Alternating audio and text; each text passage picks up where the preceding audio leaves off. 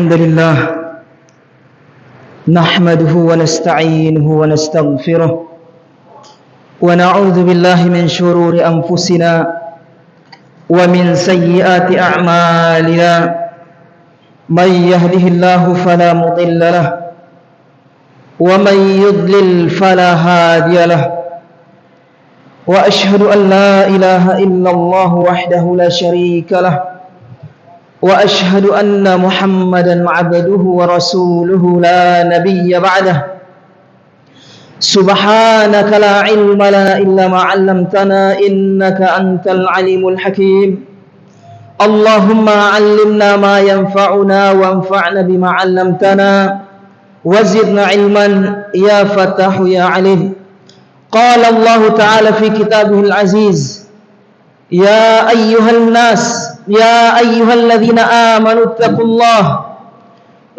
الله حق تقاته ولا تموتن إلا وأنتم مسلمون وقال أيضا يا أيها الناس اتقوا ربكم الذي خلقكم من نفس واحدة وخلق منها زوجها وبث منهما رجالا كثيرا ونساء واتقوا الله الذي تساءلون به والأرحام إن الله كان عليكم رقيبا وقال أيضا يا أيها الذين آمنوا اتقوا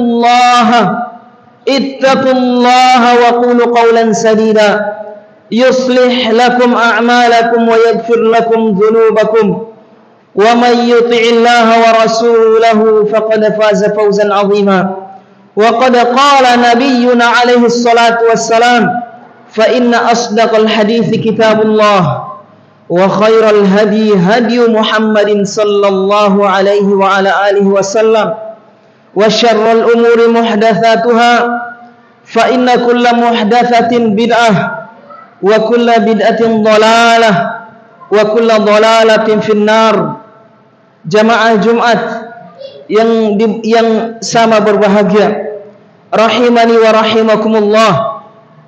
Yang pertama, marilah kita memuja dan memuji Allah Subhanahu wa taala serta bersyukur atas segala limpahan karunia, nikmat lahir maupun batin. Termasuk nikmat yang perlu dan wajib untuk kita syukuri, yaitu masih diberikan kesempatan sampai detik ini melaksanakan sholat Jumat. Yang ini merupakan ibadah yang sangat agung, ibadah yang memiliki pahala dan pengampunan yang sangat besar. Maka mari kita bersemangat untuk mendatanginya dengan hati yang khusyuk. Kemudian semoga salawat dan salam selalu tercurah kepada Nabi besar kita Muhammad sallallahu alaihi wasallam. Adapun khutbah kita kali ini yaitu berbicara tentang mengagungkan Allah Subhanahu wa taala. Jamaah Jumat rahimani wa rahimakumullah, mengagungkan Allah adalah merupakan pokok agama Islam, adalah merupakan dasar agama Islam yang dibangun di atasnya syariat-syariat yang lainnya. Seperti orang melaksanakan perintah Allah tidak akan terwujud tanpa mengagungkan Allah Subhanahu wa taala. Meninggalkan larangan-larangan Allah tidak akan terwujud tanpa mengagungkan Allah Subhanahu wa taala. Maka marilah kita membahas sedikit tentang bagaimana kita mengagungkan Allah Subhanahu wa taala. Hati manusia diciptakan oleh Allah Subhanahu wa taala adalah untuk mengagungkan Allah. Hati yang ada di dalam darah kita ini diciptakan oleh Allah untuk mengagungkan Allah. Itu tujuannya, bukan mengagungkan selain Allah.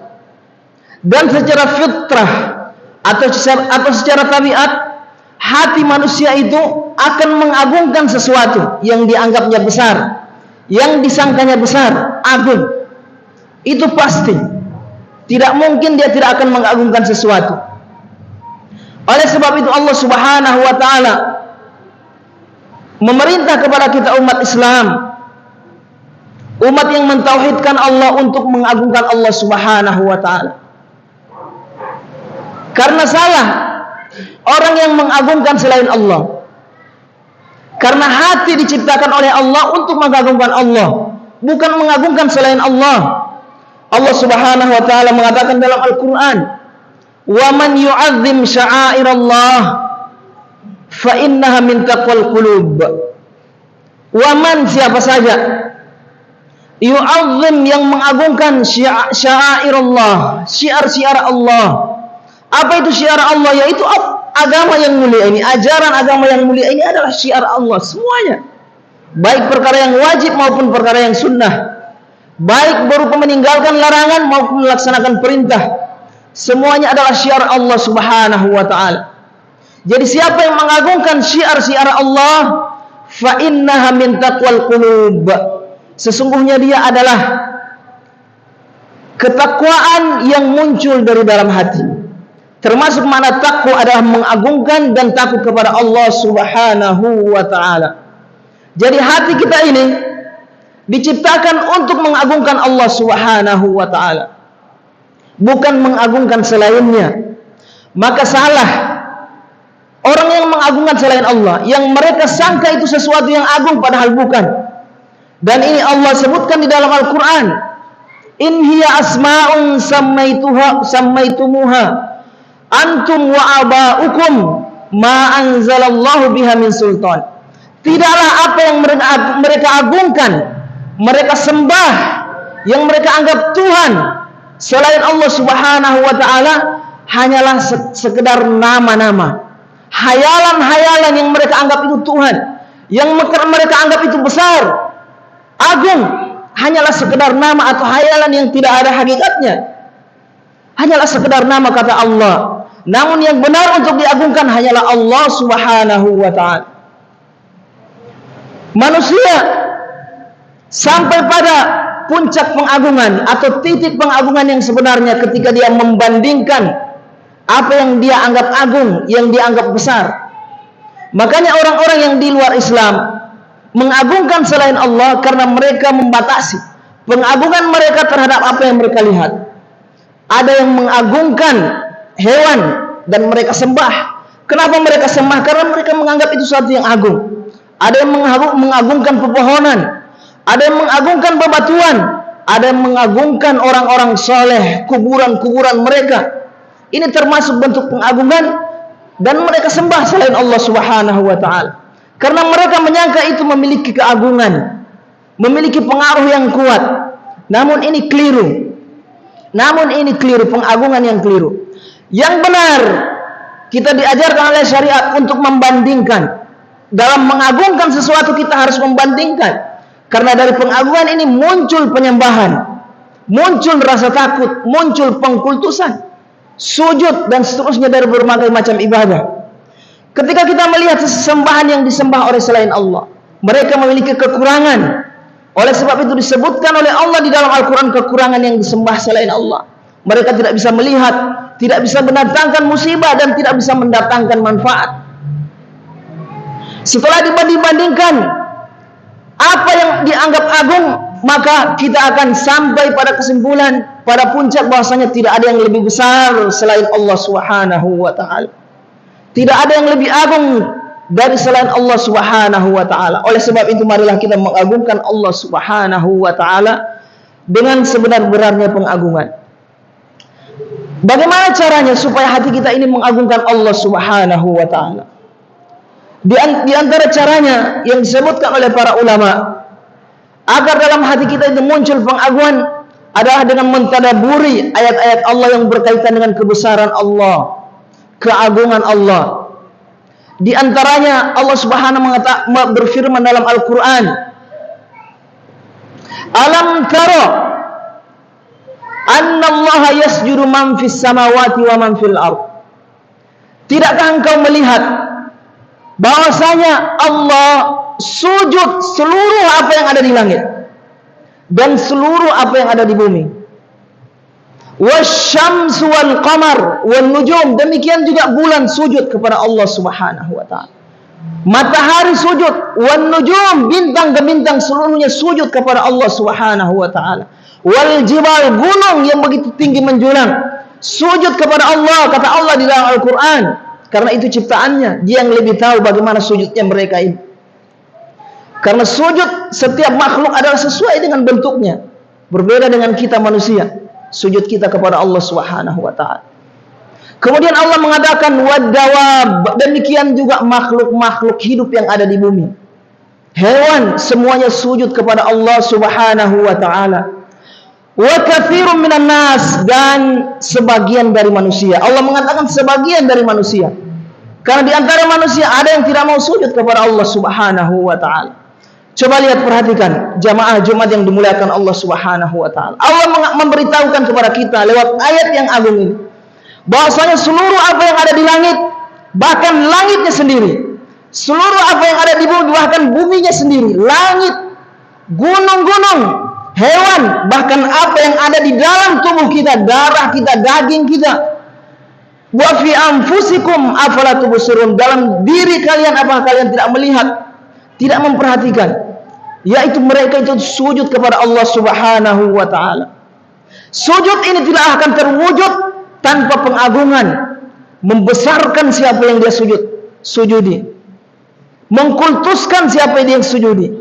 Bahasanya sesuai yang dia sujud kepadanya adalah zat yang maha besar, yang maha mulia, yang maha agung, yang maha kaya, yang maha hidup terus menerus mengurus makhluknya.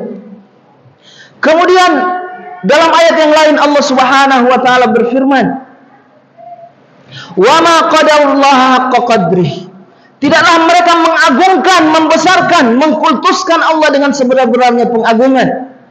Wal ardu jami'an qabdatuhu yaumal qiyamah, sementara atau padahal bumi pada hari kiamat digenggam oleh Allah Subhanahu wa ta'ala. Bumi seluruhnya digenggam oleh Allah Subhanahu wa ta'ala, bukan setengahnya, seperempatnya, tapi seluruh bumi ini. Was-samawati matwiyatun biyaminih, kemudian kata Allah, langit-langit Allah lipat dengan tangannya. Subhanahu wa ta'ala amma yusyrikun, maha suci Allah terhadap apa yang mereka persekutukan. Dalam ayat yang agung ini Allah mengecam orang-orang kafir yang mereka tidak mau tunduk kepada Allah, tidak mau mengagungkan Allah dengan perbuatan dan lisan mereka. Allah mengatakan pada hari kiamat bumi ini digenggam oleh Allah Subhanahu wa ta'ala. Langit dilipat oleh Allah yang 7 petala langit itu, dan juga bumi 7 petala bumi dilipat oleh Allah dengan tangannya. Bagaimana besarnya Allah Subhanahu wa ta'ala. Maka mari kita agungkan Allah Subhanahu wa ta'ala dengan sebenar-benarnya pengagungan. Pengingkaran, kecaman Allah Subhanahu wa ta'ala terhadap orang kafir ini adalah merupakan pelajaran bagi kita kaum muslimin untuk mengagungkan Allah, membesarkan Allah Subhanahu wa ta'ala. Perintah dari Allah Subhanahu wa ta'ala, pencipta alam semesta. Kemudian dalam hadis yang diriwayatkan oleh Imam Bukhari dalam sahihnya, Rasulullah sallallahu alaihi wasallam bersabda, innallaha idza takallama bil amr, idza arada ayyuhya bil amri takallama bil wahyi. Adapun Allah jika dia menginginkan untuk menyampaikan wahyu, maka Allah Subhanahu wa ta'ala berbicara, berfirman dengan wahyunya. Apa yang terjadi? Akhadhatis samawati rajfatan, maka saat itu langit yang begitu luasnya besarnya itu rajfah, gemetar ketika mendengarkan firman Allah Subhanahu wa ta'ala. Takut, langit gemetar. Ada yang menafsirkan ra'adatan syadidatan, takut yang sangat. Rajfah itu takut yang diiringi dengan gemetar. Kemudian wa idza sami'a dzalika ahlus samawat, kata Rasulullah sallallahu alaihi wasallam, jika didengar oleh penduduk langit yaitu malaikat, sa'iqu, setelah mereka mendengar, hati mereka dirundung rasa takut, lalu mereka pingsan. Yang pertama kali bangkit atau siuman adalah malaikat Jibril alaihissalam. Malaikat Jibril alaihissalam. Coba kita perhatikan. Dalam hadis yang agung ini, yang mulia ini, Rasulullah sallallahu alaihi wasallam membayangkan memberitakan dari alam gaib, bahasanya langit itu takut ketika Allah berfirman menyampaikan wahyu kepada malaikat Jibril. Demikian juga malaikat-malaikat yang begitu besarnya. Kita lihat bahwasanya sebagian dari umat-umat terdahulu dihancurkan oleh siapa? Berdasarkan perintah Allah oleh malaikat Jibril dengan hanya satu sehelai sayapnya saja. Sehelai sayapnya hancur satu kaum. Malaikat Jibril bagaimana besarnya? Yang memikul arsy, perjalanan antara telinganya dan bahunya itu 500 tahun. Bagaimana besarnya? Walaupun demikian besarnya malaikat, mereka takut kepada Allah Subhanahu wa ta'ala. Maka bagaimana dengan kita? Bagaimana dengan kita? Maka mari kita selalu mentadabburi firman Allah Subhanahu wa ta'ala. Dan juga termasuk yang bisa membuat kita takut dan tertanam keagungan, yaitu pengagungan dalam hati kita kepada Allah, yaitu mempelajari Asmaul Husna, makna-makna yang terkandung dalam Asmaul Husna. Demikian juga yang bisa memupuk rasa takut kita kepada Allah adalah dengan melihat perjalanan para nabi, bagaimana rasa takut mereka kepada Allah, bagaimana Rasulullah SAW takutnya kepada Allah. Itu kalau mendengar azan beliau, berubah wajah beliau. Para sahabat yang mulia ketika mendatangi masjid dan mendengar azan, berubah wajah mereka, takut kepada Allah Subhanahu wa ta'ala. Ini orang-orang yang betul-betul mengenal Allah Subhanahu wa ta'ala. Mereka tahu siapa Allah, siapa zat yang mereka sembah selama ini. Zat yang maha agung, zat yang maha besar. Demikianlah khutbah yang pertama. Mudah-mudahan menjadi ilmu yang bermanfaat. Aqulu qawli hadza astaghfirullah li wa lakum wa lisairil muslimina wal muslimat min kulli dzambin innahu huwal ghafurur rahim.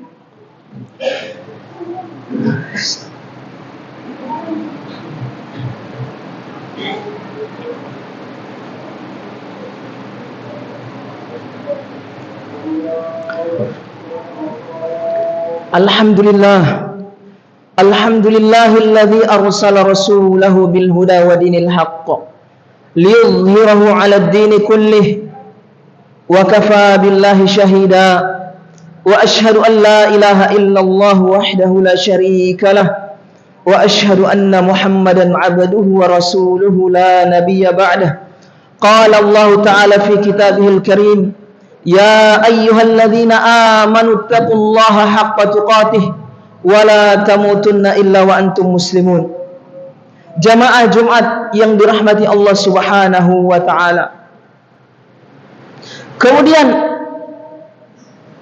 apa manfaat mengagungkan Allah Subhanahu wa ta'ala? Pada khutbah yang pertama tadi telah kita singgung bahwasanya mengagungkan Allah adalah merupakan pondasi dasar agama Islam. Karena di atas pengagungan orang bisa melaksanakan perintah Allah. Kita sholat datang ke masjid ini, meninggalkan larangan Allah dan melaksanakan perintah-perintah yang lainnya, itu atas dasar mengagungkan Allah Subhanahu wa ta'ala. Hanya saja kadar pengagungan pada diri seorang hamba atau diri seorang muslim sesuai dengan makrifat dia, pengetahuan dia kepada Allah Subhanahu wa ta'ala. Ada yang kuat, ada yang sedang, dan ada yang rendah. Itulah pentingnya mengagungkan Allah atau manfaat dari mengagungkan Allah. Kemudian yang berikutnya, manfaat dari mengagungkan Allah adalah ditanamkan ketenangan, kelapangan, kebahagiaan pada diri atau pada hati seorang hamba.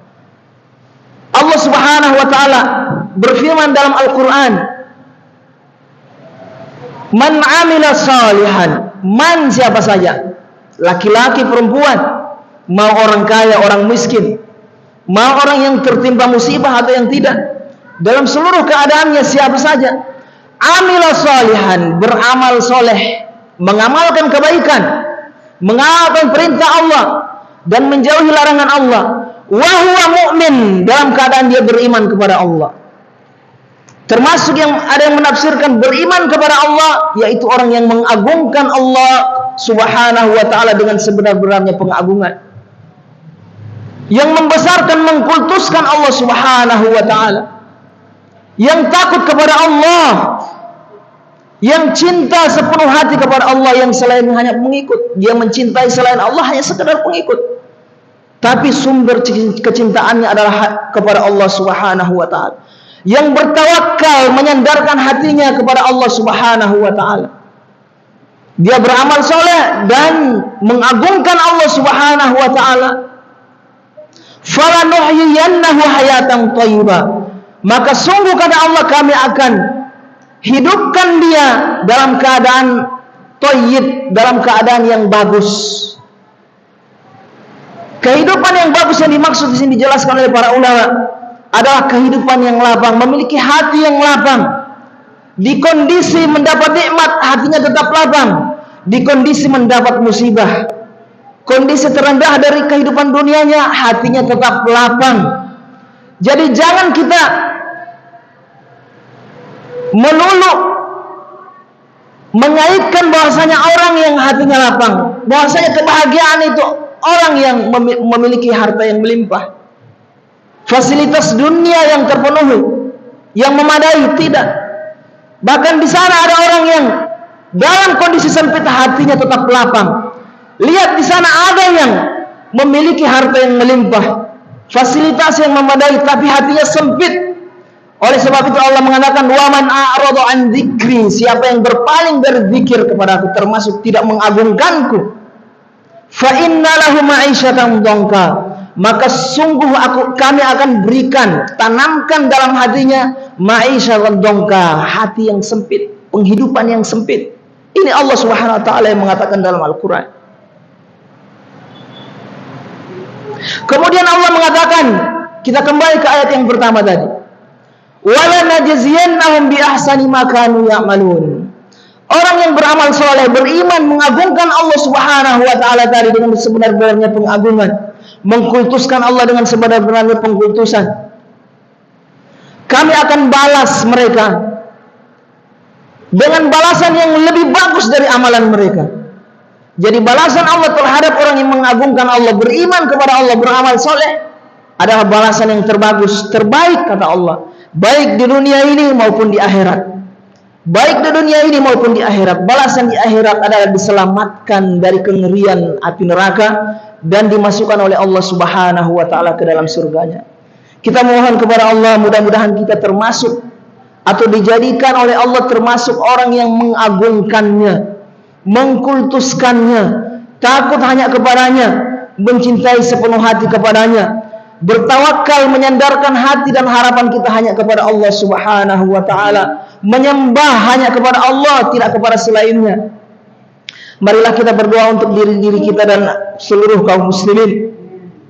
Allahumma ighfir lil muslimina wal muslimat wal mu'minina wal mu'minat al ahya'i minhum wal amwat innaka antas sami'un qaribun mujibud da'awat. Allahumma arinal haqqa haqqan warzuqna ittiba'ah wa arinal batila batila warzuqna ijtinabah. Allahumma inna nas'aluka ilman nafi'a wa rizqan tayyiba wa amalan mutaqabbala. Allahumma ansur ikhwanana al-mustad'afin wal mujahidin fi Falastin wa fi kulli makan wa dammir a'da'ahum a'da'ak. Wa sallallahu wasallam ala nabiyyina Muhammad wa akhiru da'wana anil hamdulillahi rabbil alamin. Aqimus salah.